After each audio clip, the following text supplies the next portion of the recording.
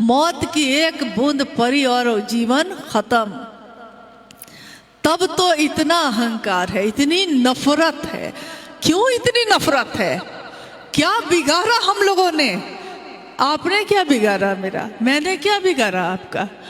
सबने तो शिव की बात की, सबने तो साहब के बताए हुए रास्ते पे चलने का संकल्प लिया।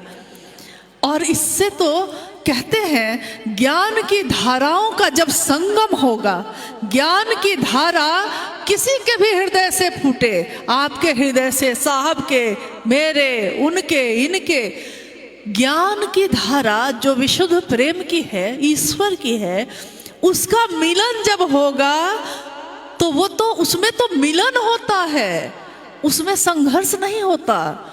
संघर्ष तो नफरत में होता है, प्रेम में संघर्ष कैसे हो सकता है? यानी हमने कहीं ना कहीं भूल की है, हमसे कहीं ना कहीं कुछ गलती हुई है। थोड़ा अकेले अपने साथ बैठिए। हर गुरु भाई गुरु बहन के लिए कहते हैं, अपने लिए भी ये कहते हैं। अकेले बैठिए और सोचिए, अपने जीवन को देखिए।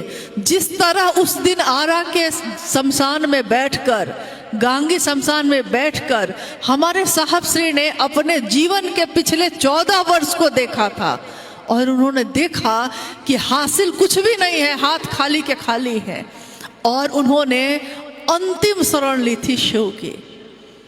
हम आप जिसने भी शिव को अपना गुरु बनाया है, हम भी अपने जीवन के उस समय से लेकर जिस दिन हमने शिव को अपना गुरु बनाया था, उस दिन से लेकर आज तक के जीवन को अपने देखें और ये सोचें, क्या पाया, क्या खोया, पाया क्या है ये सोचिएगा।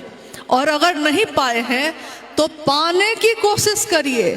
खोने के लिए कुछ भी पास में नहीं है। खोने के लिए तो दुनिया में खोना ही खोना है, पाना कुछ नहीं है। एकमात्र महादेव को पाकर ही हमारा मन सुख का अनुभव कर सकता है, आनंद का अनुभव कर सकता है। उनको पाने की कोशिश करिए।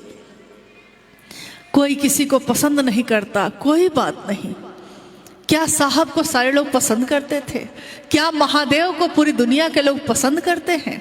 क्या आपको, हमको, किसी को भी सारे लोग पसंद करते हैं? ऐसा नहीं होता। तो पसंद करिए या ना करिए किसी को, लेकिन कम से कम नफरत तो मत दीजिए।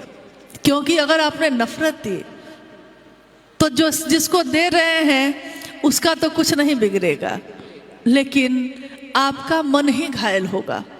क्योंकि नफरत पहले आपके मन में ही पैदा होती है।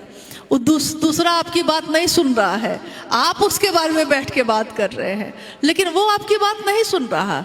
आपके मन में ही वो नफरत पैदा होती है, आपके मुख से ही वो नफरत निकलती है, और आपके कान ही उस नफरत को सुनते हैं। साहब ने ये नहीं कहा। साहब ने कहा किसी भी स्थिति परिस्थिति में रहना, लेकिन बात महादेव की करना, बात महादेव की सुनना, और महादेव को ही अपने मन में रखना। उसमें नफरत के लिए कोई जगह नहीं।